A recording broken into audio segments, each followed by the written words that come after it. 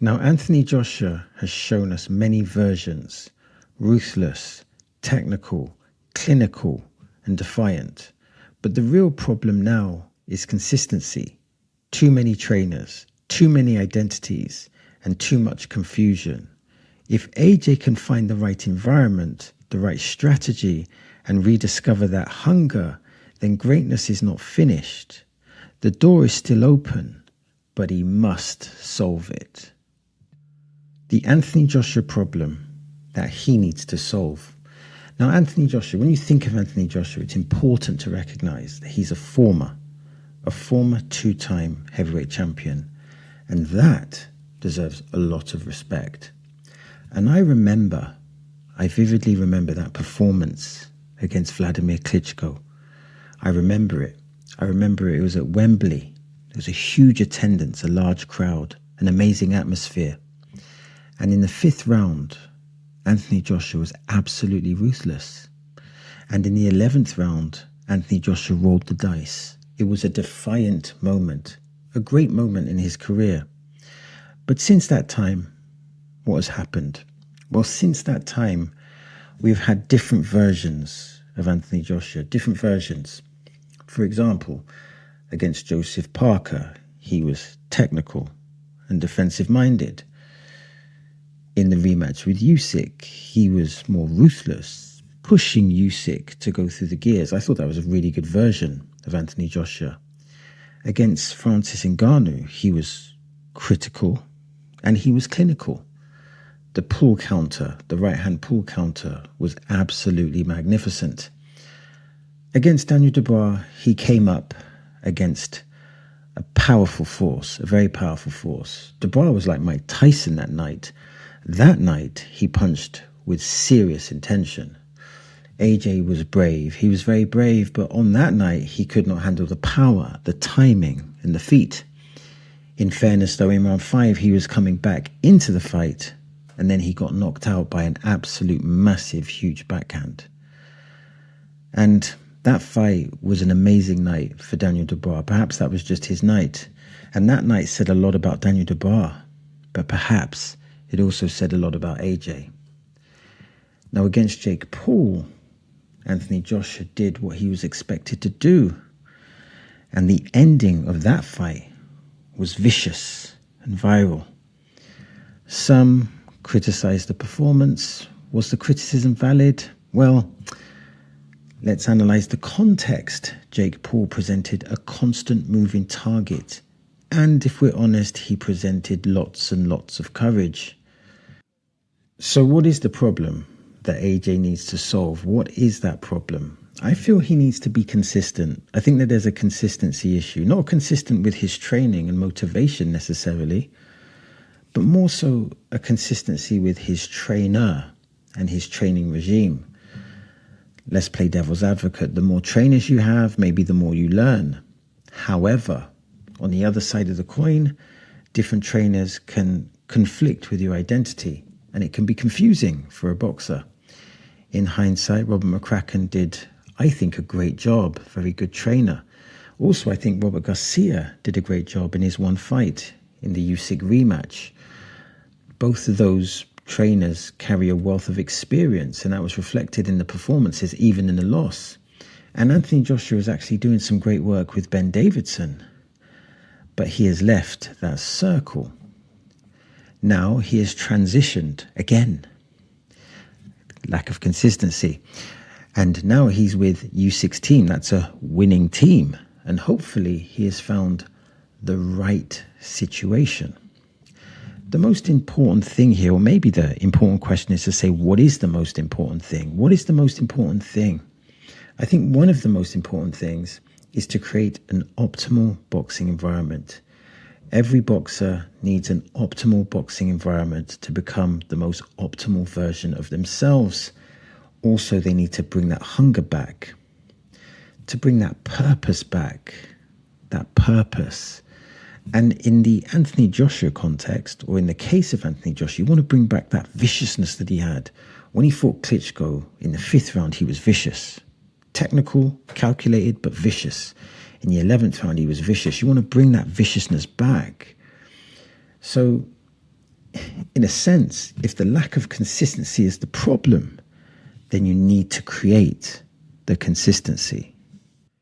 And I guess one of the questions is, what is the best version of AJ? AJ's been through a sequence. He's been through a sequence of evolution. So what was the best version of AJ? Because there's been various editions of AJ. Against Charles Martin, you had the timing. Against Klitschko, you had an impressive performance, not just because of the technical ability, but because of the viciousness, particularly that was displayed in round 5 and in round 11.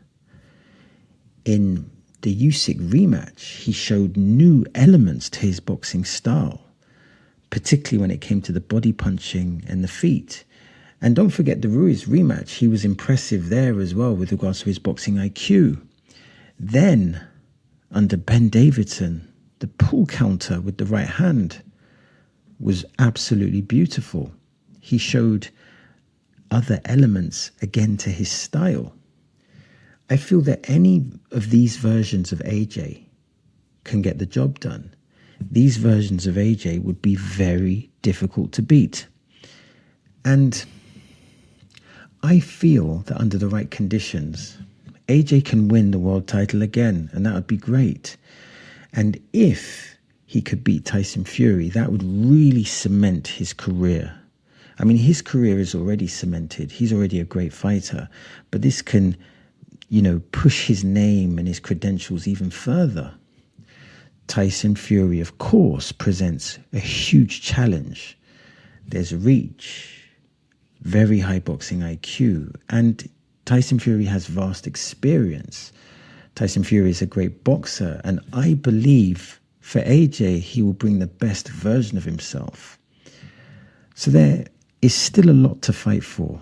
There's still a lot to fight for. Now, of course, AJ has been at the top of the mountain, but with the right preparation, he could get there again.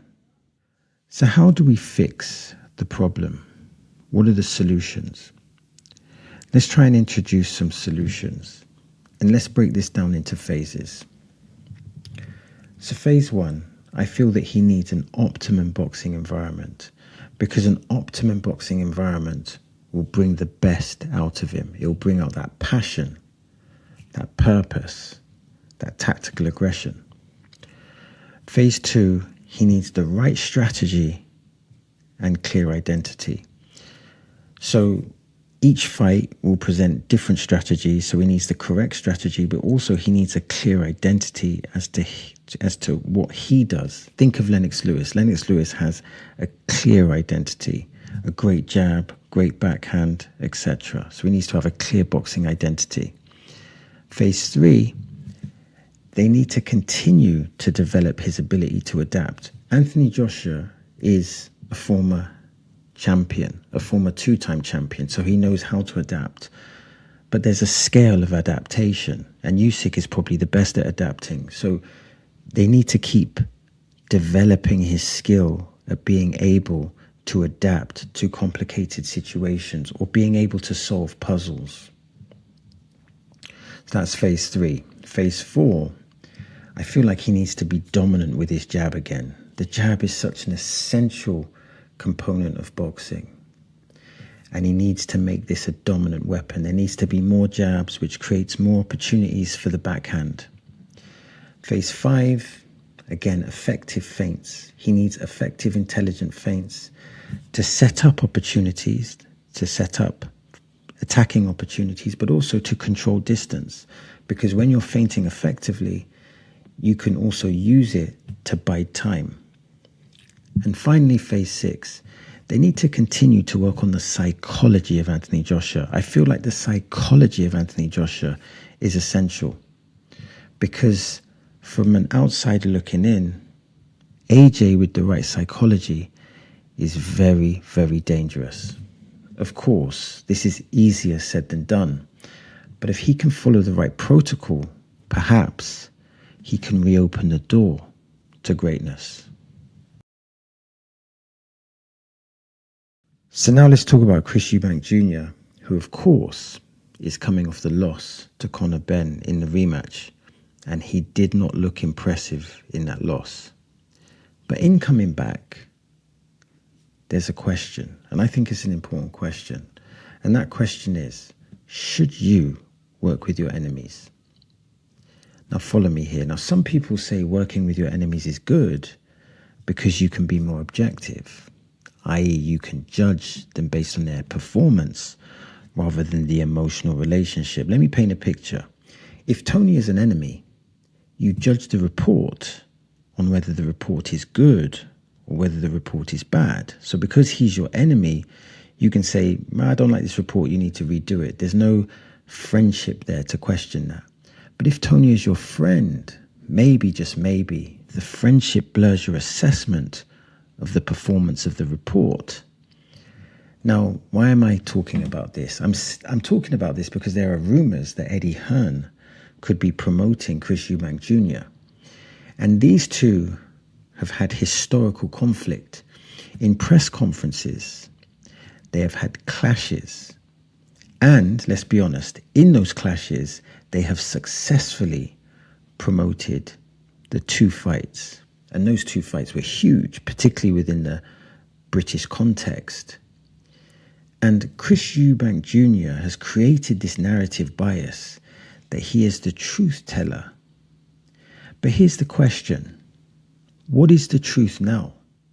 I think we can safely say that when it comes to marketing, when it comes to the marketing of a fight, the truth is that Chris Eubank Jr. is very good, maybe great in this area. When you look at, for example, the Liam Smith fights, there was a compelling narrative, back and forth, lots of banter and conflict, and it sold the fight. And the fights with Conor Benn, they were huge. Yes, partly because of their father's legacy, but also Chris Eubank Jr. really promoted these fights. He really did a great job. And in fairness, Conor Benn was a great dance partner. But there's questions with regards to what's left. I mean, how much does Chris Eubank Jr. seriously have left as a contender? And what is the motivation? What is the motivation other than money? And if Eddie Hearn promotes his next fight, is Eddie Hearn going to use Chris Eubank Jr. or are they simply using each other? Typically, let's be honest here, in boxing, when you reach the end of your career, you're just trying to make what they call the biggest bag, i.e. you're trying to make the most money that you can. Because in boxing, you have a short window to make a lot of money. And most boxers, when they leave the sport, they're unable to make the type of money that they would make in the sport. So the window of opportunity for Chris Eubank Jr. is closing. So he will see these, for him to continue his boxing career, the next matches, they have to make economic sense. I'm not saying he doesn't have world title aspirations. I'm not saying that he doesn't fight for other ambitions other than money. But money is a part of the package. It has to be because, we're living in a capitalist society. And it's natural that Chris Eubank Jr., an intelligent person, is looking for the best deal. So if Eddie Hearn offers the money, then Chris Eubank Jr. may comply, even if he doesn't like him. But here's a question. If your promoter does not like you, does that affect any parts of the fighting? Does it affect the marketing or how you are treated? And does that matter? I think it's crucial to remember that in capitalism, money is important. However, think of this. Not all money is good money. Now, when you think about the Conor Benn situation, Chris Eubank Jr. allegedly, heavy emphasis on the allegedly, took more money or negotiated himself into a more compromising position because the unfavorable terms, he consented to that. He consented to that for more money. And in the rematch with Conor, from an outsider look in, it looked like it completely backfired. Again, from an outsider looking in, it looked like he actually negotiated his own downfall. It felt like a tragic modern-day Shakespeare play.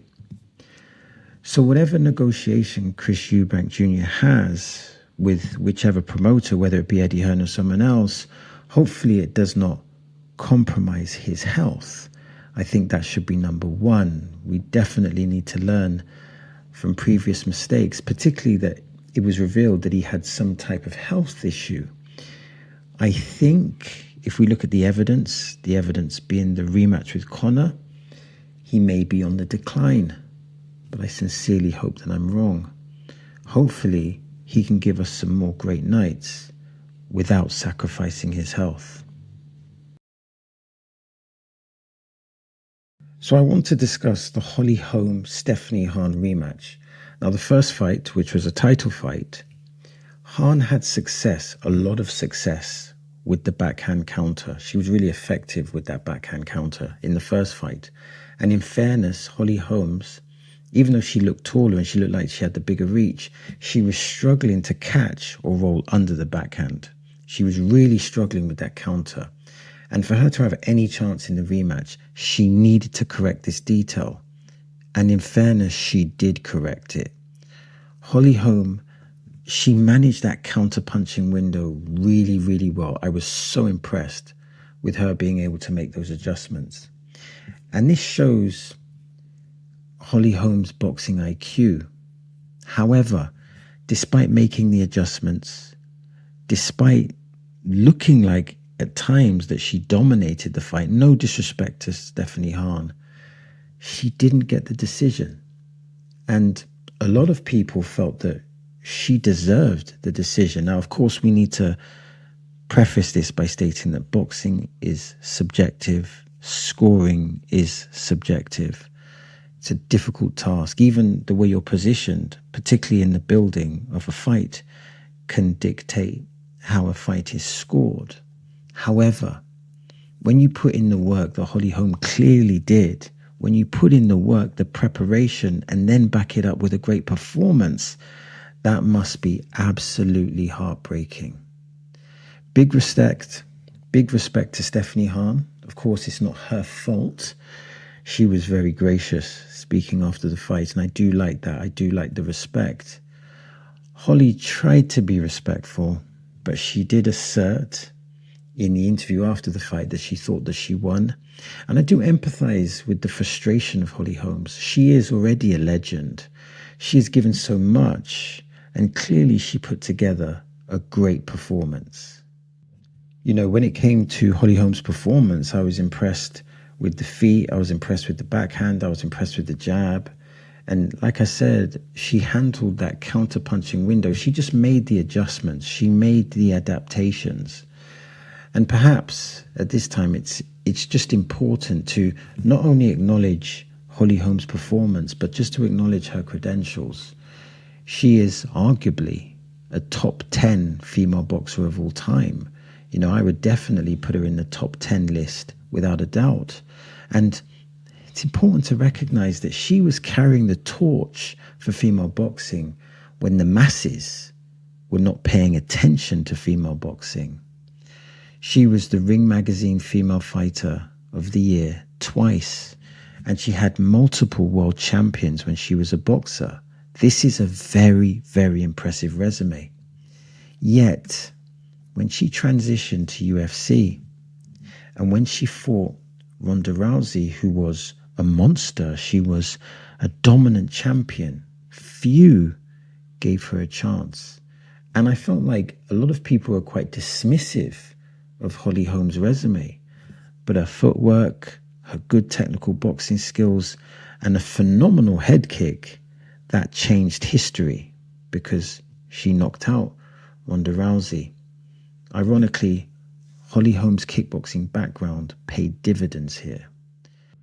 Now, before that moment, before that knockout of Ronda Rousey, many had missed Holly Holmes' excellent boxing career.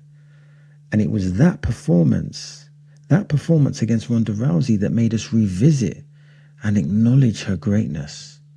That fight against Ronda Rousey was a huge cultural moment, and she absolutely deserved it. And I like Holly Holmes. I really like Holly Holmes, and I really wanted her to win. And I like Stephanie Hearn as well. And I would love for Holly Holmes to get another title. It would be nice for her to be a boxing champion under this current time where there's more exposure for female boxing.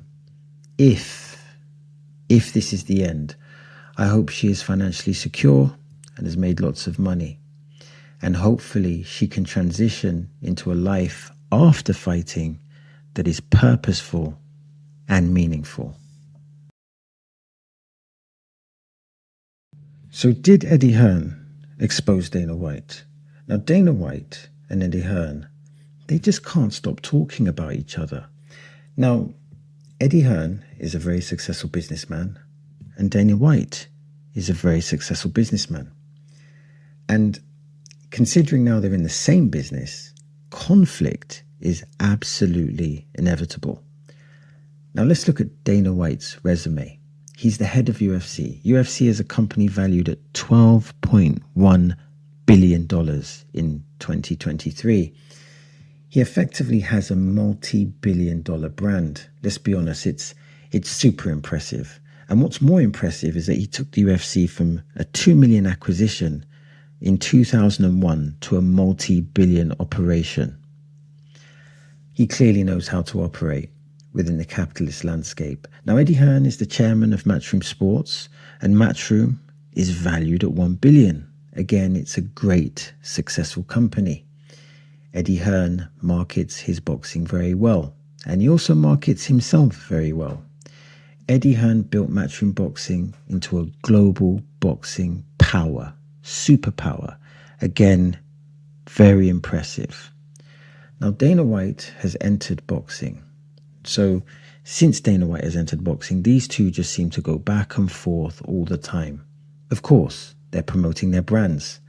And this is capitalism, which means this is competition. They are both winners. So naturally, they both want to win. I get the feeling Eddie Hearn loves the back and forth. And maybe Dana White, just maybe, he's awakened the lion. Because I feel like Eddie Hearn's really getting drawn into this. He seems to be quite excited by the back and forth. Now, Dana White made the ultimate Machiavelli move by stealing Conor Benn. Or did he steal him, or was it just good business? And was it Machiavellian? Whatever it was definitely an effective chess move, because that definitely made an impact. Eddie Hearn has been verbally bashing Dana White in the media, and Dana White asserts that Eddie Hearn is an egotistic maniac. I think David Haye and Chris Eubank Jr. at certain points would agree with that premise. Perhaps both Dana White and Eddie Hearn, perhaps they both have egos. Maybe they both have narcissistic tendencies. Maybe they don't. Who knows? But how do we measure who is winning this battle? Because there is a battle now that's being undertaken. And can Zuffa Boxing really compete with Matchroom? Because this isn't UFC, this is Zuffa Boxing. Or is Dana White simply using Matchroom as part of his marketing budget? Is this just the marketing plot? Eddie Hearn wants to take it to the ring, but Dana White seems a little bit reluctant to take it to the ring, allegedly. And here's another question. From a business perspective, can Dana White effectively manage a UFC and a boxing enterprise simultaneously? You know, the more I think about it, I'm just hoping that the marketing that's done by these promoters, like all these interviews that they're giving, I hope it just creates more money for the boxers and creates more opportunities for the boxers. Because sometimes I'm a little bit conflicted. Do I want to know more about the promoters, or should there be a focus on the boxers? Or maybe there should be a focus on both. And sometimes I think to myself, as there's more of a media focus, is boxing becoming a little bit like wrestling? And if so, is that a bad thing? At the end of the day, this is entertainment. And is the contention between Eddie Hearn and Dana White simply about business? Is it about competition? Or is it narcissism? Or is it a combination of all those things? I guess from our perspective, from outsiders looking in, it's hard to know the intention, but time will reveal the impact. So let's finish with Anthony Joshua. And here's an important question. Who is the favourite in the AJ Tyson Fury fight? I think a lot of people are saying the following. They're saying it's a 50-50 fight. And I think I agree with that. I think Anthony Joshua needs to be at his best to get the victory, but Tyson Fury needs to rediscover his best. And culturally, from a culture perspective, this fight is absolutely massive because Anthony Joshua and Tyson Fury, they're huge in Britain and they're huge to the world. This would be a big fight. With regards to the outcome, I think if it's a mid-range fight, maybe you favour AJ because he's good at that distance. If it's a fight on the outside, maybe you favour Tyson Fury. And if it's in the pocket, then it's a toss-up because Tyson Fury can fight really well in the pocket. I feel that AJ, to be successful, he really needs to have the right mindset. His psychology will be essential. And of course, there will need to be the right boxing environment for him. Now, of course, he's fighting, I believe the gentleman is Prenga. They call it a tune-up. I don't like that language. But he has a fight with Prenga and he looks focused in the press conference. He looks focused. He looks in the moment. And hopefully this fight will give him some sharpness, but will also hopefully give us, the boxing purists, the boxing fans, some answers. Of course, we can't totally disregard Prenga, but he would have been strategically chosen. There's no doubt about that. Now think of this. In the end, AJ has opened many doors in boxing. And if he is able to be optimal, perhaps there are some more doors that he can open. So that's the end of the video. Now I'm trying to build a digital boxing community. That means I'm interested in your comments, I'm interested in your questions, and I'm interested in your observations. Now, if you want to support the channel, simply like and subscribe. And if you want to watch more content, then simply click here or click here. As always, thanks for your time. It is much appreciated.